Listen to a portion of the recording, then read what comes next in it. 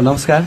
पूर्वको प्रसिद्ध शक्तिपीठ पाथिभरा मन्दिरमा सुदन गुरुङज्यू देशको शान्ति सुरक्षाको लागि, देशलाई राम्रो होस् भन्नको लागि पाथिभरा देवीको दर्शन उहाँको आफ्नो भाकल पूरा गर्न आउनु भएको छ र देवीको दर्शन गरिसकेपछि उहाँले लाखपति पनि बाल्नुभयो। लाखपति बालेर देवीलाई परिक्रमा गराउनुभयो।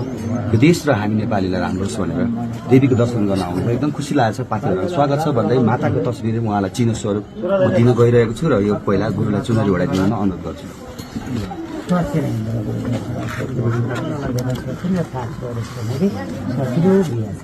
ल यो माताको चिनो चाहिँ यो देश र हामी नेपाली होइन, यो देश नेपाल र हामी नेपालीलाई राम्रो होस्।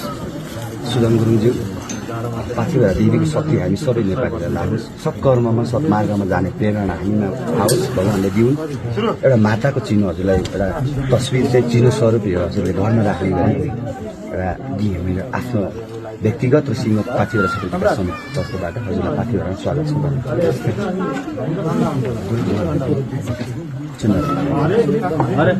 ल हजुरलाई पाथिभरामा हिँडेर आउनु रहेछ, खुसी लाग्यो।